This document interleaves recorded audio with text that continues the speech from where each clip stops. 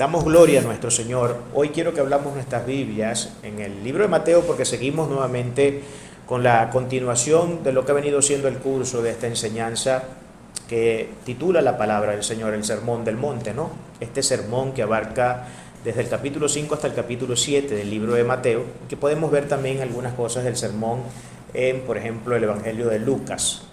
Hoy vamos a dar continuidad y hoy sería exactamente nuestra novena edición, Yo estoy seguro, ya por cómo van los vientos, que esta enseñanza muy probablemente nos tome para hasta finales de año, si no es que incluso pueda pasar ya del año ya, ¿no? La enseñanza. Porque todavía no hemos salido ni siquiera del capítulo 5 y faltarían 2 capítulos más por tratar. Nuestras Biblias hoy van a ser abiertas en el capítulo 5 y vamos a estar ubicándonos justamente a partir del versículo 33. Vamos a hacer lectura desde el versículo 33 hasta el versículo 37. Y vamos a leer entonces en el nombre de Jesucristo. La palabra dice de la siguiente forma: Además habéis oído que fue dicho a los antiguos: no perjurarás, sino cumplirás al Señor tus juramentos. Pero yo os digo, no juréis en ninguna manera, ni por el cielo, porque es el trono de Dios, ni por la tierra, porque es el estrado de sus pies, ni por Jerusalén, porque es la ciudad del gran rey. Ni por tu cabeza jurarás, porque no puedes hacer blanco o negro un solo cabello. Pero sea vuestro hablar sí, sí, no, no, porque lo que es más de esto, del mal procede. Aquí tenemos nuevamente claras palabras y una clara exposición de nuestro Señor Jesucristo. El tema de los juramentos ha sido un tema que ha estado históricamente presente en la humanidad. Y siempre, en todas las eras, en todas las generaciones, la gente ha tenido la cultura de, cuando quieren hacer saber que lo que van a decir en un momento determinado, ya sea que estén prometiendo algo, etcétera, es realmente cierto y que deben tomarlo con toda la seriedad del asunto, tiende siempre a haber un juramento de por medio. Yo sé que no todas las personas practican estas cosas, hay gente que lo practica más que otras que ni siquiera lo hacen en su vida. Por regla general, yo en mi vida lo he hecho, si lo he hecho tan pocas veces que realmente ni siquiera lo recuerdo, ¿no? Nunca he sido de la cultura de hacer este tipo de cuestiones, ¿no? De repente andar jurando todo el tiempo, de andar jurando por esto, por aquello, cada vez que digo algo. No ha sido parte de mi práctica, pero eso no quiere decir que no sea parte de la práctica de muchas otras personas, ¿no? Normalmente cuando nosotros vamos a entrar en este tipo de prácticas lo hacemos para garantizar que un dicho o que una promesa que se está haciendo se esté haciendo de verdad con toda la seriedad del asunto y que se tenga la intención de cumplir con ella. Entonces entramos en juramento para que crean que nuestra palabra es ciertísima, para que crean que hay total certeza en nuestras palabras, que hay verosimilitud, que nosotros vamos a cumplir con ese compromiso. Esa es la razón práctica que tiene el hecho de que nosotros juremos ciertas cuestiones o que juremos por ciertas cuestiones. En los tiempos bíblicos esto era pero muy común entre los judíos. Sin duda alguna el tema del juramento entre judíos era parte ya casi que del culto de ellos, ¿no? El tema de entrar en juramentos, el tema de jurar por esto, el tema de jurar por aquello, el tema de decir ciertas cosas, era una práctica sumamente común entre el pueblo judío. Y ya vamos un poco más adelante a ver de las diferentes formas en que el judío solía utilizar esta herramienta o este instrumento, este medio, para poder aseverar que sus palabras eran ciertas en el momento que ellos querían engañar o no engañar, ¿no? O que querían de repente hacerle saber algo, darle alguna razón de algo con certeza a las personas, ¿no? Aunque muchos judíos solían hacer esto de manera muy laxa. Al decir laxo me refiero a que lo hacían de forma muy blandengue, ¿no? Muy light, muy ligera. Algo así como que a veces era casi como una especie de trivialidades entre ellos, el estarse jurando por esto y por aquello. Y ya vamos a ver por qué, porque fíjense que el mismo texto lo acaba de decir. Y hay una cosa muy importante dentro del texto que revelan las palabras de Cristo que eran parte de la cultura judía. Era parte de lo que había venido siendo el devenir histórico dentro de las prácticas judaicas y que sin duda alguna Cristo tuvo que reprender en su momento porque habían estado saliéndose ya del orden del que debían estar, ¿no?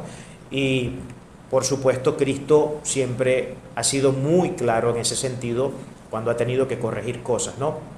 Esto siempre ha seguido activo, es algo que se sigue haciendo a través de las generaciones, el tema de estar jurando, el tema de los juramentos. De hecho, esto lo tenemos integrado dentro de los sistemas penitenciarios, dentro de los sistemas de juicio. Cuando se va a un juicio, por ejemplo, siempre se les pide hacer un juramento a las partes que van a estar implicadas en el litigio para que digan la verdad. Y de hecho les mandan a poner la mano sobre la Biblia, indicando así que el juramento que están haciendo lo están haciendo delante de Dios, lo están haciendo delante del Señor. Y esto sigue siendo así. Según las palabras de Cristo, lo que pudimos leer acá, hay una pregunta importante que hay que hacerse. Hay una pregunta importante, una pregunta metodológica. ¿Está Cristo diciendo que es incorrecto jurar? ¿Es correcto o no es correcto jurar? ¿Qué es lo que Cristo está queriendo decirnos en este texto? Porque sin duda alguna, si nosotros no tenemos un background, un contexto, digamos, una documentación previa y una investigación bien hecha de las Sagradas Escrituras, cuando llegamos a este punto del Sermón del Monte podemos engañarnos fácilmente con ideas que no son precisamente las que Cristo está tratando de exponer. Por eso es importante hacerse la pregunta, si Cristo acá está realmente diciendo que el juramento sea per se, el juramento per se es una actitud que ningún creyente debería llevar a cabo. ¿Es esto lo que Cristo está diciendo o Cristo está diciendo lo que aparenta el texto estar diciendo? Sobre ese tema vamos a tener que tratar un poco, ¿no? Además de esto, ¿será necesario para el creyente entrar en juramento? ¿Debe un creyente, un cristiano, entrar en juramento? ¿Nos debemos nosotros jurar? ¿Debe ser esto una práctica legítima dentro de nuestro sistema de vida, dentro de nuestro sistema de fe? Bien, todas estas respuestas vamos a tener que responderlas, por supuesto, en lo que vamos avanzando dentro de nuestro estudio, para que podamos tener una visión meridiana, clara y concreta sobre este asunto que es muy importante. Tan importante que la Declaración de Fe de Westminster dedicó todo un capítulo al tema del juramento. Se podrán imaginar ustedes si este tema es importante, que fue un tema también debatido por la Reforma Protestante, y en esta confesión de fe que les acabo de mencionar, hay todo un capítulo con una serie de artículos que hablan acerca del tema del juramento, y se habla, por ejemplo, de los juramentos lícitos y de los juramentos ilícitos. Sobre ese tema también se puede investigar un poco, ¿no? ¿Qué es lo que fue dicho? ¿Qué es lo que fue dicho?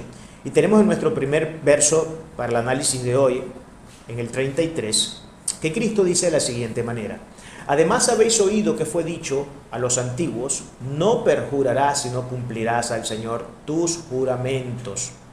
No perjurarás. La palabra perjurar significa jurar en falso o jurar en vano. Cuando yo perjuro, estoy jurando de manera falsa, es decir, aunque hay un juramento de por medio, una vez que he dicho o me he comprometido con ciertas cosas, ese juramento no se cumple. Puede que ese juramento no se cumpla y que la intención propia del que esté emitiendo el juramento desde el inicio esté en la conciencia como algo que está haciendo de forma falsa y que solamente quiere y busca engañar a la persona. En otros casos puede que no, en otros casos puede que la persona en ese momento lo esté diciendo con total sinceridad y cree y se engaña en su propio corazón de que ciertamente va a cumplir con eso, pero luego a la vuelta de un cierto tiempo vemos que la persona no ha podido sostener su juramento. Entonces esto se entendió como un mandamiento, el tema de no jurar en vano, en el nombre de Dios, se entendía era un mandamiento. De hecho es el tercer mandamiento del Decálogo, que dice que no tomarás el nombre de Dios en vano. No tomaremos el nombre de nuestro Señor en vano. Entonces es todo un mandamiento. Podemos ver que esto lo tenemos en Levíticos 19:12, donde la palabra declara de la siguiente forma: y no jurarás falsamente por mi nombre, profanando así el nombre de tu Dios, yo Jehová. Éxodo 20:3, no tomarás el nombre de Jehová tu Dios en vano, porque no dará por inocente Jehová el que tomare su nombre en vano. Y aquí ya estamos ante propiamente el mandamiento que les acabo de mencionar. Hay otros textos que usted puede también revisar para rastrear un poco sobre el tema del juramento. Por ejemplo, en Números 32, en Deuteronomios 23:21 y Deuteronomios 23:23. Son algunos de otros textos dentro de los escritos veterotestamentarios donde usted puede revisar información, puede rastrear información acerca de los juramentos y de cómo esta era una práctica que estaba integrada dentro del pueblo judío y que siguió estando integrada dentro del pueblo judío. Eso es lo que podemos ver entonces acá. Ahora, entrando ya así en lo que vendría a darnos ya el plato fuerte y sólido de esta enseñanza, lo tenemos desde los versículos 34 al 36, donde el mandamiento, voy a decirlo aunque esto todavía no va a darnos la conclusión final de todo este asunto, tiene que ver en principio con no jurar con evasión. Eso es lo que Cristo está diciendo, no jurar con evasión. Ya vamos a ver un poco qué esto significa. Leyendo entonces los textos dicen de la siguiente forma: porque yo os digo, no juréis en ninguna manera, ni por el cielo, porque es el trono de Dios, ni por la tierra, porque es el estrado de sus pies, ni por Jerusalén, porque es la ciudad del gran rey, ni por tu cabeza jurarás, porque no puedes hacer ni blanco ni negro un solo cabello. Por nada de esto, no podemos hacer ni blanco ni negro un solo cabello. Había dentro del pueblo judío y en sus prácticas, había dos malas prácticas que los judíos, digamos, entonaban en el asunto del juramento, ¿no? Por ejemplo, había lo que se puede conocer y se puede identificar como juramentos frívolos. Juramentos frívolos que eran juramentos en vano, juramentos que se llevaban a cabo por casi cualquier tontería. Tranquilo, pongamos un ejemplo moderno, tranquilo, cuenta conmigo que yo te juro que mañana te traigo la chupeta. Te juro por el trono de Dios, te juro por el cielo o por la tierra o por lo más sagrado que yo tengo, por los huesos que yacen en la tumba de mi madre, que yo mañana te voy a traer la chupeta. Ese es un juramento frívolo. ¿A qué nos referimos con frívolo? Nos referimos con frívolo a un juramento que se hacía por cualquier tontería, por cualquier trivialidad. Y cualquier cosa queríamos meterla dentro de juramento. Cualquier cosa queríamos ponerle en juramento. Entonces, la gente, por regla general, muchas veces los judíos hacían estas cosas de esta manera pero tan laxa, ¿no? Entonces, esto eran lo que se conocía como por los juramentos frívolos. ¿Y saben cuáles eran las palabras que ellos solían declarar cuando hacían este tipo de juramentos? Decían, por ejemplo, por mi cabeza, por mi vida, por mi cabeza, que no vea yo el consuelo de Israel, si tal cosa yo no la cumplo. Esas eran las palabras que clásicamente se utilizaban dentro del pueblo judío cuando entraban en este tipo de juramentos frívolos. Entonces, como se acaban de dar cuenta, por mi cabeza, por mi vida, que no vea yo el consuelo de Israel, estamos viendo la conexión tan clara que tiene esto con lo que Cristo les está diciendo. Que no te es permitido jurar ni por Israel, ni por Jerusalén, ni por tu cabello, porque no puedes hacer uno solo de ellos blanco ni negro, nada. Absolutamente nada. Y era precisamente la práctica que ellos tenían tradicionalmente dentro de, digamos, su peregrinaje de fe y su sistema de vida en líneas generales, ¿no? Era algo ya cultural, algo que estaba ya tan integrado dentro de la cultura judía que ya se hacía prácticamente, creo yo, en automático, ¿no? No había ni que pensarlo mucho para llegar a ese tipo de prácticas, ¿no? Y fíjense que contra esto es exactamente contra lo que Cristo está hablando. Pero antes de que entremos un poco en ese tema, vamos a ver cuál era la segunda forma que tenían los judíos de jurar históricamente para aquellos tiempos. Había dos tipos de juramentos, o unos a los que ellos llamaban eran juramentos vinculantes y otros que eran juramentos no vinculantes. El juramento vinculante se entendía era cuando un judío oraba, o más bien juraba, por el nombre de Dios, o sea que juraba justamente por el nombre de Dios, poniendo a Dios como testigo de lo que esa persona estaba diciendo en ese momento. Ese era el juramento que se consideraba era el más grave, el más complicado y el que de hecho ellos entendían les obligaba a tener que cumplir con lo que estaban jurando. Pero había otro tipo de juramento, que es el que consideramos es el juramento más evasivo de todos estos, que es precisamente el que Cristo está enseñando acá, que era el no vinculante. Por ejemplo, el juramento no vinculante era el que no se atrevía a poner a Dios como testigo de ese juramento, es decir, que no era el nombre de Dios el que se utilizaba, sino que se utilizaba: juro por mi cabeza, o por Israel, o por el cielo, o por la tierra. Esos eran los términos que se utilizaban. ¿Y por qué se llama esto juramento evasivo? Porque lo que ellos estaban buscando era evadir la responsabilidad de tener que jurar en el nombre de Dios. Entonces, para no tener que jurar en el nombre de Dios, se ingeniaban estos atajos para entonces no tener que usar el nombre de Dios, sino decir: lo hago por mi cabeza, lo hago por lo más sagrado que tengo, por la tumba de mi madre, por lo que sea, por la tierra, por el sol, por la luna, por las estrellas, por lo que fuera. No entendiendo que Cristo le dijo: no puedes jurar por la tierra porque es el estrado de mis pies. No puedes jurar por tu cabeza tampoco, porque no puedes hacer ni un solo cabello de ellos negro ni blanco. No puedes jurar por Jerusalén, y también da su razón. Y era exactamente lo que este tipo de juramentos evasivos hacían.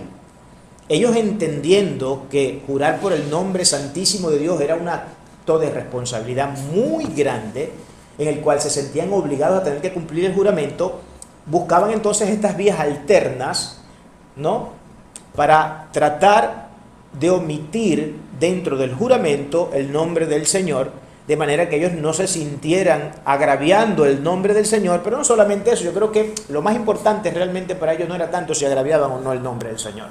Esto, por supuesto, lo digo yo en lo que yo he podido entender, ¿no? Esto no tiene usted por qué pensar lo mismo que yo, pero yo creo que la razón principal por la que ellos hacían, más que por darle, digamos, la deferencia al nombre de Dios que se merece, el respeto que se merece el nombre de Dios, yo digo que más que todo era porque eran juramentos tan frívolos que precisamente los hacían con intención de engaño. Los hacían era porque el no vinculante, el juramento no vinculante, que no usaba el nombre de Dios sino todas estas formas evasivas, era un juramento con el que ellos se sentían no obligados a cumplir, o sea que ellos bien podían romper ese tipo de juramentos. Lo que quiero decirles es que para mí la intención más clara en este punto de lo que Israel intentaba hacer con este tipo de juramentos evasivos era precisamente el engañar de manera deliberada a las personas. Eso es lo que buscaban, engañar de forma deliberada a las personas. Más allá de que sintieran un temor por el nombre de Dios, más allá de que sintieran respeto por el nombre de Dios, en realidad lo que querían era engañar, y punto. Pueblo duro de cerviz, bien les había dicho el Señor siempre que habían sido. Entregado a todo tipo de pasiones, a todo tipo de carnalidades, etc. Esa ha sido la historia del amado pueblo de Israel, a quien hay que bendecir, pero las cosas hay que decirlas como son, y la Biblia es una clara evidencia de todas estas palabras que acabo de mencionar, ¿no? Esto eran entonces los dos tipos que ellos utilizaban. Justamente es el tipo de práctica que nosotros podemos ver que Cristo está acusando dentro del texto. Es exactamente lo que Cristo está recriminándole a todos ellos en el texto, que no deben jurar en ningún sentido de esa manera como ellos han estado jurando. Además, el mismo Cristo dice: no deben jurar en forma ni en ninguna forma, de ninguna manera deben jurar. Pero vamos a ver qué es lo que eso exactamente significa. ¿A qué nos lleva toda esta situación? Vamos a ver dos implicaciones de dos autores que me parecen son sumamente relevantes y pueden arrojar mucha luz sobre este asunto.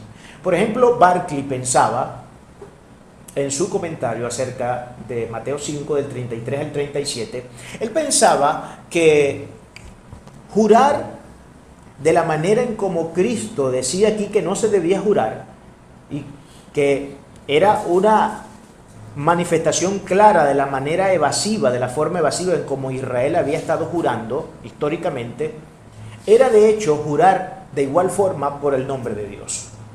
Él equiparaba, decir, jurar por la tierra, ya que la tierra es el estrado de sus pies, y Cristo lo está diciendo, eso equipara exactamente a estar jurando directamente por el nombre de Dios. Cuando se juraba por Jerusalén, es la ciudad santa de Dios, era jurar directamente por Dios.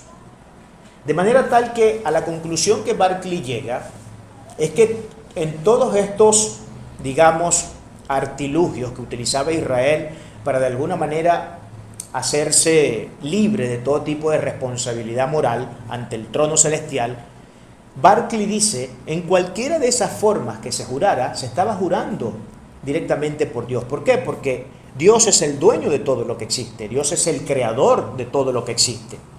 Y al jurar por cualquier cosa creada por Él, se está jurando de manera indirecta por el nombre propio del Señor.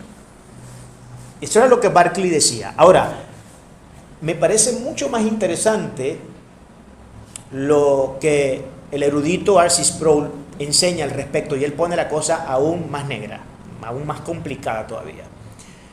Porque R.C. Sproul dice que jurar por cualquier cosa que no sea el nombre de Dios es un acto, escuche bien lo que le voy a decir, es un acto de idolatría. De idolatría. Cuando yo juro por mí, por mi cabeza, por mis hijos, por mi madre que está muerta, por mi abuela, por mi padre, por mi nieto, por quien sea, por lo más sagrado que yo tengo, es una de las frases muy comunes. Te juro por lo más sagrado que yo tengo. Por regla general, eso más sagrado que la persona tiene no es necesariamente el nombre de Dios. Porque yo creo que no hay nadie que jure por Dios. Yo hasta el momento, yo he visto muy pocas veces a alguien que jure por Dios. Muy pocas veces lo he visto. Pero sí son bastante laxos en decir, juro por mi madre que está muerta o por mi padre que está muerto. Ahora, ¿cuál es el concepto del juramento? Porque para poder ver esto en su más clara evidencia hay que apelar un poco al concepto de jurar. El juramento era una práctica que se daba ya, que nosotros sabemos, ya lo venimos diciendo, muy comúnmente dentro del pueblo judío, y el juramento era algo que se hacía normalmente, siempre tenía que hacerse, y esa tiene que ser la práctica legal y común, eso tenía que ser, por algo que fuera muy superior a nosotros y a la creación, y ese único algo muy superior a nosotros y a la creación solamente es Dios. De manera que cuando nosotros juramos por algo que consideramos es sagrado, estoy diciendo esto por lo que yo estoy jurando ante ti, mi madre, por ejemplo, que yo considero es lo más sagrado de mi vida, es un acto revelado, directo y concluyente de idolatría. ¿Por qué? Porque al ser Dios lo único más sagrado que existe y lo único que está por encima de todas las cosas, cuando yo oro por algo o por alguien que no es Dios, estoy diciendo que ese algo o alguien por el que estoy jurando es más sagrado que el nombre del Dios Altísimo. Al decir eso, estoy entrando en un acto de idolatría. Eso decía R.C. Sproul. No hay desperdicio en esto. Estoy absolutamente de acuerdo. Creo que es perfectamente consistente con la idea que maneja la Biblia sobre este tema. Es perfectamente consistente. Ahora, él dice otras cosas sumamente interesantes, y en esto sí no me voy a detener, simplemente lo voy a mencionar. Él dice, cualquiera pudiera engañarse con la idea de que, por ejemplo, en el Decálogo tenemos 2 mandamientos que nos restringen y nos dan una clara evidencia de que el tema del juramento es un tema bastante serio ante Dios y que no podemos hacer esas cosas de manera vana. Por ejemplo, tenemos el 3er mandamiento, que ya lo nombramos, no tomarás el nombre del Señor tu Dios en vano, y tenemos también el otro mandamiento que dice que no levantarás falso testimonio contra tu prójimo. Sin embargo, Sproul enumera 7 de los 10 mandamientos que todos tienen que ver con el tema de jurar. Por ejemplo, el adulterio. Voy a poner este único ejemplo, porque no me voy a dedicar a dar el ejemplo de cada uno de los 7 mandamientos que él considera. El adulterio. El adulterio de la fornicación es un acto que se identifica, se diferencia de la fornicación. Ya sabemos que adulterio es, aunque ambas acciones implican el mismo acto sexual, se dan dentro de condiciones distintas. Cuando hablamos de adulterio, cuando las personas están casadas, y hablamos de fornicación cuando las personas no están casadas. Es el mismo acto que se lleva a cabo, el acto sexual, pero en condiciones distintas. En uno se está casado, que es el caso del adulterio, y en el otro no se está casado. Que sería entonces fornicación. Así la palabra define estas cosas. Cuando nosotros nos casamos, nosotros vamos ante el altar de Dios. Y el pastor, el representante religioso que nos está casando, es un representante de Dios en ese lugar. y entendemos que estamos ante el altar de Dios y hay una serie de votos que nosotros nos comprometemos y juramos ante el trono de Dios cumplir en el momento que estamos haciendo el pacto matrimonial. Cuando una de las partes rompe ese pacto, está rompiendo con la legalidad del mismo. Al romper con la legalidad del mismo, ¿qué es lo que se está haciendo? Acuérdense que estamos bajo juramento de Dios. En el matrimonio los votos se adquieren pactando por jurando delante del trono de Dios, jurando ante el Dios Todopoderoso. De manera que cuando yo digo prometo cuidarte, amarte, protegerte, bendecirte, estar contigo en las buenas y en las malas, y hasta que la muerte nos separe, plan, pam, pam, pam, estamos haciendo un juramento delante de Dios.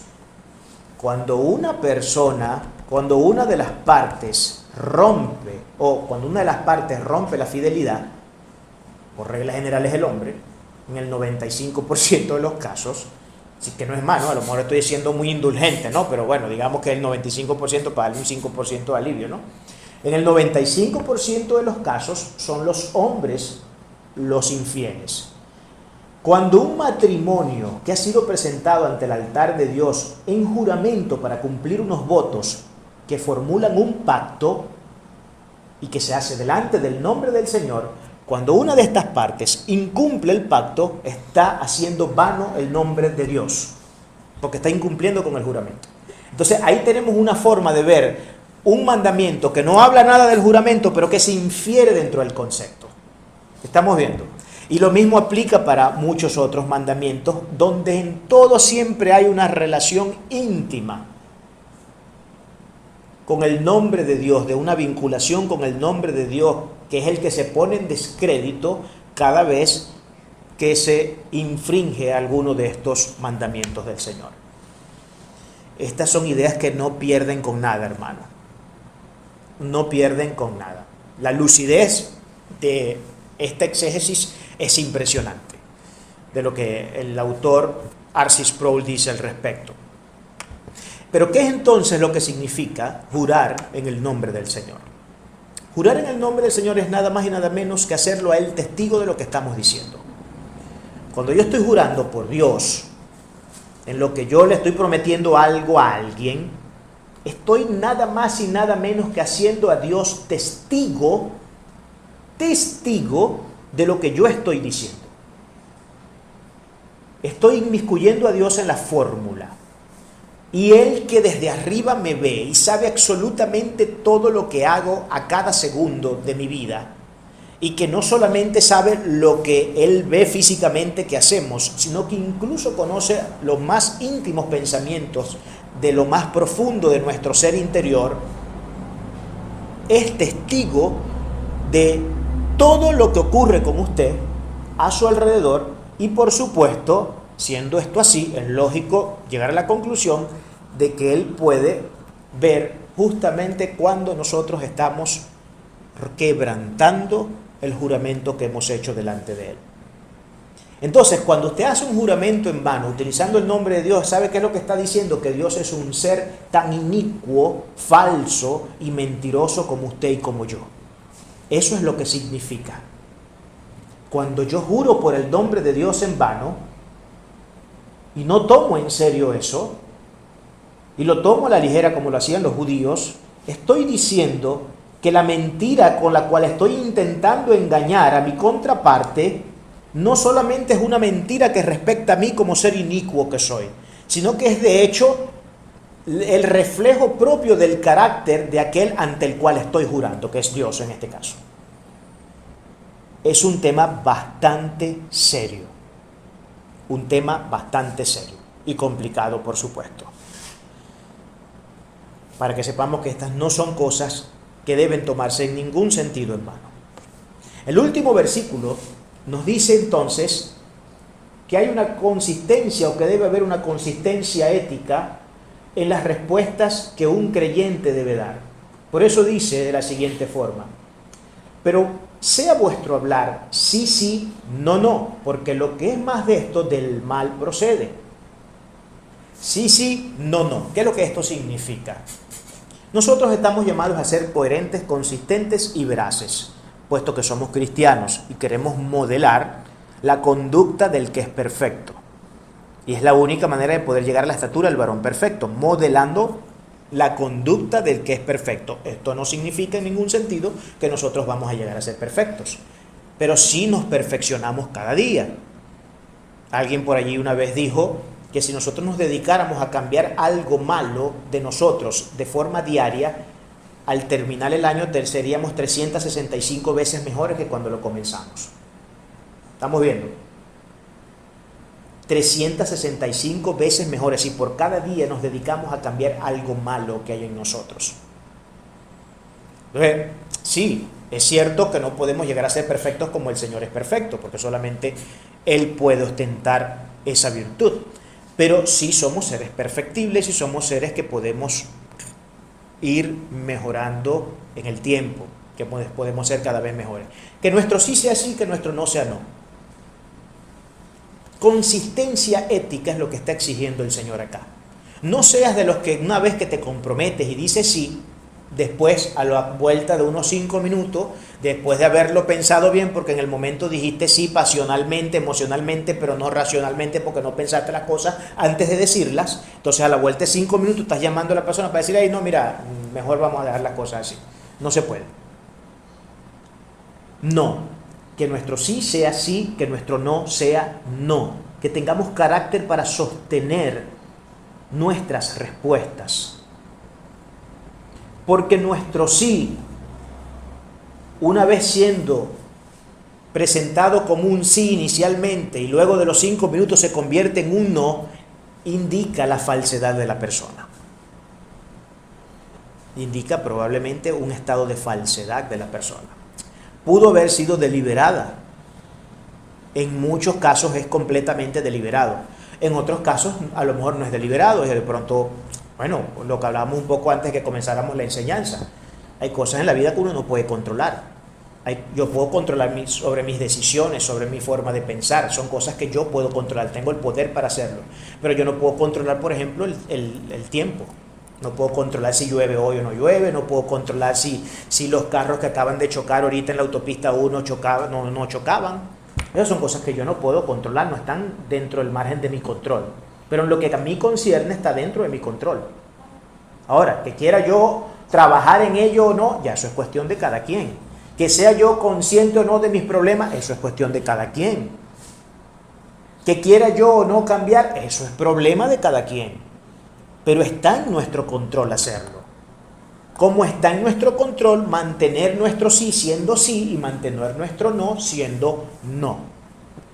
Por eso es que el cristiano, antes de dar una respuesta, tiene que pensar bien, y 2, y 3, y 4, y hasta 10 veces si es necesario, las cosas, antes de responder algo. Usted nunca se comprometa con nada, hermano, y esto es un consejo que yo les doy. Nunca se comprometa con absolutamente nada si antes usted no ha pensado 100,000 veces eso. Si antes usted no ha evaluado y ha hecho los cálculos respectivos para saber cuáles son las posibles cuestiones que pueden o no ocurrir si usted se compromete con lo que le están pidiendo comprometerse. Es mejor decir que no a decir que sí por querer quedar bien, pero luego terminar pasando por peor, porque entonces después es la cosa botada. Entonces, un cristiano, antes de responder, bien sea sí o no, debe pensarlo bastante. Y en ese pensar bastante, porque no es simplemente pensar bastante, es que hay un elemento que es el que debe regir y direccionar nuestro pensamiento. Y es el Señor. Ese pensar bastante tiene que estar bajo el árbitro de Dios. Señor, ¿qué piensas tú de esto? ¿Crees que es consistente con mi fe que yo me comprometa en esto? ¿Puede traerme esto a futuro algún problema? Que de repente esto me impida, no sé, servirte a ti, tener el tiempo que necesito tener para servirte, para hacer tus cosas. Siempre preguntarle al Señor. Eso es lo primero que nosotros tenemos que hacer antes de dar una respuesta. Así lo llamen loco, hermano. Mire, si usted le van a pedir, a menos que sean cosas muy triviales, ¿no? Pero aún en las cosas triviales, el cristiano está llamado a ser excelente, y dice la palabra que nosotros debemos hacer todas las cosas como si las estuviéramos haciendo para Él. Así lo vean como un loco. Cuando usted le estén pidiendo una respuesta sobre algo y usted tenga que responder, dígale a esa persona, mira, dame 5 minutos que voy contigo para el baño. Usted no va para el baño a hacer ni número 2 ni número 1, que es lo que se podría estar imaginando la persona, ¿no? No, usted va a orar y a pedirle al Señor dirección y a pensar rápido bien si usted puede o no sostener en el tiempo la respuesta que le va a dar a esa persona, para que no quede como un irresponsable, pero sobre todo para que el nombre de Dios no sea blasfemado. Porque usted es cristiano y la gente sabe que usted es cristiano. La gente sabe que nosotros somos cristianos y no podemos andar bajo el mismo modus operandi de la gente allá afuera. No debemos, no es el deber ser. Tenemos que marcar la diferencia. Tenemos que marcar la diferencia. A fin de cuentas, ¿qué es lo que pretende Cristo entonces con todo este tema? ¿Qué es lo que Cristo nos está diciendo? Tenemos que volver a formular la pregunta que hace rato formulamos. ¿Está mal o no jurar? Y sobre todo, ¿debe un cristiano auténtico jurar? Vamos a ver algunos textos bíblicos, porque, como todo, para poder dar respuesta a las preguntas importantes de la vida y de la Biblia, tenemos que ahondar un poco en contexto. Vamos a ver, por ejemplo, miren lo que dice Números 32, y estamos acá en los tiempos veterotestamentarios. Vamos a ver 2 textos del Antiguo Testamento y luego vamos a ver la misma idea, pero ahora integrada dentro de los escritos neotestamentarios. ¿Qué nos tiene que decir Números 32? Miren lo que dice Números 32. Cuando alguno hiciere voto a Jehová o hiciere juramento, ligando su alma con obligación, no quebrantará su palabra, hará conforme a todo lo que salió de su boca. Estamos viendo, ¿no? Cuando alguno haga juramento ante Dios, no quebrantará esa palabra, sino que dará todo lo que ha salido de su boca. Eso lo dice en Números 32. En Números 5:21, el sacerdote conjurará a la mujer con juramento de maldición y dirá a la mujer: Jehová te haga maldición y execración en medio de tu pueblo, haciendo Jehová que tu muslo caiga y tu vientre se hinche. Esto es en el contexto de las mujeres adúlteras que han sido sorprendidas haciendo cosas que no debían o que estaban en la prostitución. No es que es esto una cuestión para las mujeres de manera, era para la mujer y para el hombre también venían, por supuesto, maldiciones si hacía lo que no debía hacer. Era lo mismo para ambos casos. Eso es lo que dice el Antiguo Testamento. Ahora vamos a ver los escritos neotestamentarios. ¿Qué dicen acerca del Nuevo Testamento? ¿Qué dicen acerca del juramento? ¿Qué es lo que piensa la mentalidad del Nuevo Testamento? ¿Cuál era al respecto del tema que estamos estudiando hoy?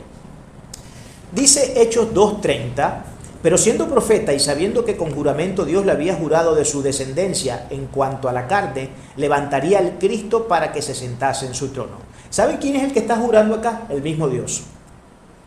La práctica de juramento aquí es el mismo Dios. Por cierto, que cuando Dios jura, jura por sí mismo, porque no hay nadie más alto que Él por quien tenga que jurar. Porque ese es el concepto de juramento, que uno debe jurar por algo mayor que nosotros, superior a nosotros. Y cuando digo que nosotros, digo a la humanidad. No es que yo considere a mi padre superior que a mí, juro por mi padre. Porque estamos entrando en un acto de idolatría, que es lo que decíamos hace rato. Aquí tenemos al mismo Dios haciendo juramento, en Hechos 2:30. Pero vamos a ver otro pasaje en Hebreos 6. Dice de la siguiente forma, del versículo 3 en adelante: porque cuando Dios hizo la promesa a Abraham, no pudiendo jurar por otro mayor, juró por sí mismo. Aquí tenemos la idea que acabamos de expresar. Como no encontró por alguien más alto por quien jurar, juró por sí mismo, diciendo: de cierto te bendeciré con abundancia y te multiplicaré grandemente. Y habiendo esperado con paciencia, alcanzó la promesa, porque los hombres ciertamente juran por uno mayor que ellos. Nuevamente, aquí estamos en el concepto. Porque los hombres juran por alguien mayor que ellos, y ese es el concepto de jurar en ese sentido. Juramos por alguien mayor que nosotros, y para ellos el fin de toda controversia es el juramento para confirmación. Hermano, vamos a acabar este problema. Vamos a matar esta cosa por la cabeza, la serpiente por la cabeza. Vamos a poner esto en juración, vamos a hacer un pacto para que se acabe el problema. Eso es lo que se estilaba en aquellos tiempos y se sigue estilando mucho hoy día. Por lo cual, queriendo Dios mostrar más absolutamente a los herederos de la promesa la inmutabilidad de su consejo, interpuso juramento para mostrar la inmutabilidad de su consejo.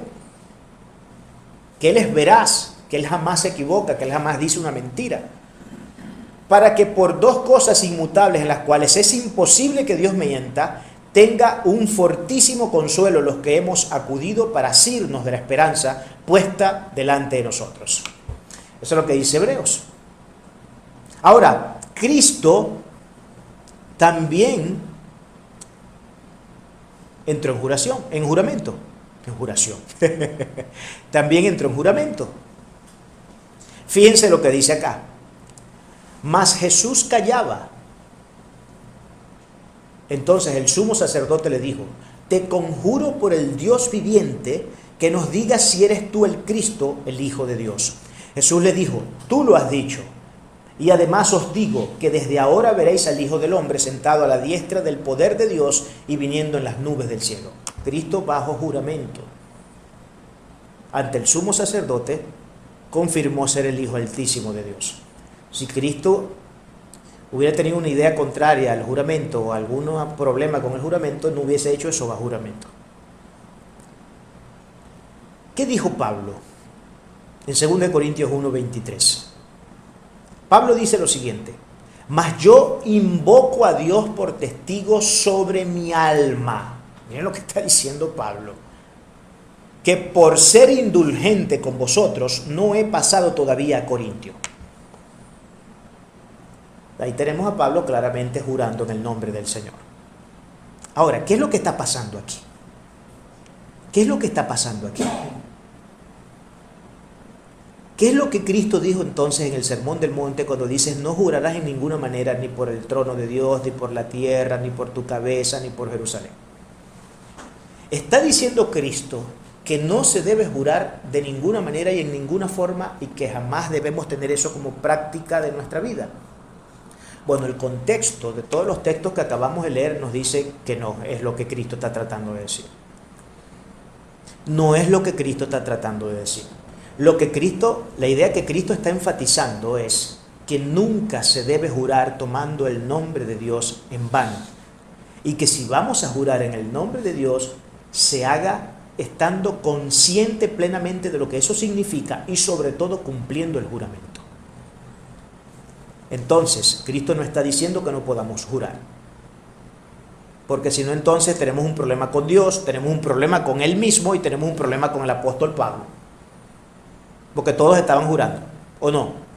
¿O no lo acabamos de ver en los textos? Eso es lo que acabamos de ver en los textos. Eso es lo que se acaba de ver en los textos. Que todos ellos juraron. Entonces la conclusión lógica y clara es que jurar no está mal. Ahora, esto no podemos dejarlo acá. ¿Debe un cristiano auténtico, y hoy hay que hacerlo, aunque C.S. Lewis se revuelque en la tumba, hay que decir, hay que usar el adjetivo, ¿debe un cristiano auténtico entrar en juramento? ¿Es necesario? Le voy a responder con una palabra que escribió Sócrates, alguien que no tenía ningún vínculo ni mínimamente con el cristianismo. Para empezar, ni existía todavía el cristianismo como forma de religión para ese momento. Miren lo que Sócrates tiene que decirnos al respecto y después vamos a ver otra respuesta de Clemente de Alejandría. Sócrates dice lo siguiente: una persona debe llevar una vida que genere más confianza en ella que la que puede producir nunca un juramento. Estamos viendo un autor nada cristiano. Estamos hablando de Sócrates. Sócrates, maestro de Platón. Él dice, y lo voy a volver a leer: una persona debe llevar una vida que genere más confianza en ella que la que puede producir nunca un juramento. Voy a leer lo segundo. Clemente de Alejandría insistía en que los cristianos deberían vivir de tal manera y demostrar tal carácter que a nadie se le ocurriera nunca exigirle un juramento. En pocas palabras, la respuesta es simple. ¿Podemos jurar? Sí, podemos jurar, estando conscientes y cumpliendo. ¿Es lo viable hacer? Pues yo considero que no es lo viable. Y debemos hacer, o ser más bien, como Clemente de Alejandría y como Sócrates decía. Que la gente vea en ti y te pueda ver con tales ojos de confianza, que pueda ver tal integridad, tal carácter irreprochable, irreprensible, sin mancilla en ti, que jamás te exija un juramento para cuando ustedes traten de llegar a un acuerdo, porque tú sabes que la persona con la que estás tratando jamás rompería su palabra. No es necesario el juramento para un cristiano auténtico, para alguien que lleva una vida ejemplar, para alguien que su carácter es íntegro, que demuestra y que vive lo que estudia y lo que profesa, y no que simplemente lo dice, pero luego tiene un estilo de vida que es totalmente contrario a lo que enseña. Si somos íntegros y nuestras palabras coinciden con nuestros hechos, no es necesario tener que hacer ningún tipo de juramento. Y es lo mejor. Que no haga falta, hermano, que nadie jamás le pida a usted que le jure delante de Dios para poderle creer algo que sale de su boca. Porque cuando alguien hace eso es porque le tiene en poca estima moral. Puede que lo ame mucho como persona, que de pronto es un familiar suyo, etcétera, una pareja. Pero su estima moral, o la forma en cómo moralmente o éticamente le estima a esa persona, a lo mejor no es la mejor. Porque si le está pidiendo juramento, es por algo. Si lo está pidiendo, es por algo. No hay mucho más que decir, no hay mucho más de lo que se puede decir para concluir el tema. Con absoluta certeza y convicción, nuestro pasaje de hoy es de estos textos que, una vez explicados en sana exégesis, el resultado es un agua más clara que la de un manantial. Aún así, una de las consideraciones más relevantes de nuestro mensaje de hoy es que, como cristianos auténticos, nuestra vida debe destilar de tal nivel de centralidad, ética y confianza para los demás, que el solo hecho de pensar que sea necesario un juramento se convierte en una acción absurda, un total despropósito y un sinsentido. Somos los hijos del que no es hombre para mentir, ni hijo de hombre para arrepentirse. Dicha sentencia debe ser entendida por cada uno de nosotros como un imperativo ético de vida. Por eso nuestro sí debe ser siempre sí y nuestro no también debe mantener su estado de permanencia. Aludiendo con ello que lo que hacemos tiene perfecta consistencia con el deber moral que nos exige el sagrado texto. Para ser santos como Él es santos, debemos ser en todo veraces como Él es veraz. ¿Y cuál es el llamado último de este sitio, de esta situación? ¿Cuál es el llamado que Cristo nos está haciendo? El llamado que Cristo nos está haciendo es a ser veraces como Dios es veraz. Si aplicamos esto elípticamente, lo que estoy diciendo es: nosotros no debemos ser mentirosos nunca. Bajo ninguna circunstancia, bajo ninguna situación debemos utilizar la mentira como un recurso para engañar y para zafarnos en el momento, para salvarnos en el momento, para que no nos agarren y no nos piquen en pedacitos. Esa es la conclusión final de este mensaje: ser veraces, como Dios es veraz. Decir siempre la verdad, nunca la mentira. Damos gloria a nuestro Señor Jesucristo por su palabra.